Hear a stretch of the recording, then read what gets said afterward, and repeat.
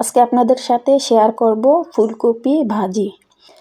একবারে সহজ আর খেতে কিন্তু অসম্ভব মজা হয়। এই শীতকালে কিন্তু প্রচুর পরিমাণ ফুলকপি পাওয়া যায়। একবার সিম্পল রেসিপিতে আপনাদেরকে তৈরি করে দেখাবো।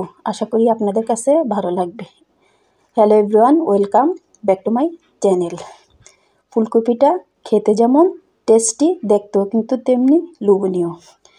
এখানে দিয়ে দিচ্ছি সয়াবিন তেল দিয়ে 2টা শুকনো মরিচ দিয়েছি আর হাফ চা চামচ পরিমাণ আস্ত জিরে দিয়েছি।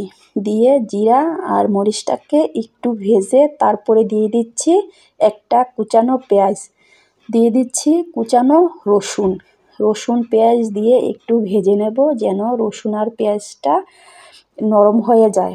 রসুন আর পেঁয়াজ যখন নরম হয়ে যাবে তখন দিয়ে দেব কালারের জন্য সামান্য একটু হলুদটা দিয়ে আবারও নেড়েচেড়ে নিচ্ছি।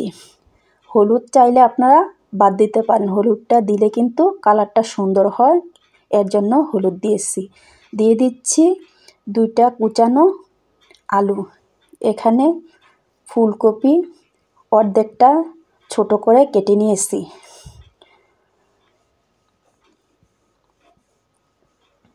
তো এখন ফুলকপিগুলি নেড়ে তারপরে মিক্স করে নিচ্ছি। নেড়েচেড়ে কিছুক্ষণ ভেজে নেব। কিছুক্ষণ ভেজে নিলে ফুলকপিটাও ভাজা হবে আর কালারটাও ফুলকপির সুন্দর হবে। কিছুক্ষণ ভাজার পরে দিয়ে দিচ্ছি এখানে স্বাদ মতন লবণ,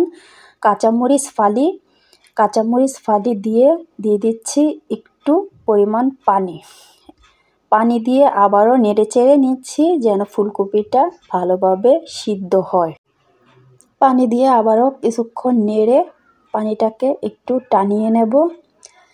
এভাবে নেড়েচেড়ে কিছুক্ষণ রান্না করে নিচ্ছি। যদি আপনাদের কাছে এই রেসিপি ভালো লাগে প্লিজ লাইক করবেন, কমেন্ট করবেন, শেয়ার করবেন। ঢাকনা দিয়ে রান্না করব 5 থেকে 6 মিনিট। 5-6 মিনিট পরে যখন ফুলকপিটা সিদ্ধ হয়ে পানিটা টেনে গেছে তখন আবারও নেড়ে নিচ্ছি নিচ থেকে। এভাবে নেড়েচেড়ে ফুলকপিটাকে রান্না করব। এই ফুলকপি ভাজা দিয়ে কিন্তু রুটি, পরোটা কিংবা সাদা ভাতেও কিন্তু খাওয়া যায়। এই ফুলকপি ভাজাটা সিম্পল কিন্তু খেতে কিন্তু অনেক স্বাদ হয়। এখানে ফ্রেশ ধনিয়া পাতা দিয়ে দিচ্ছি।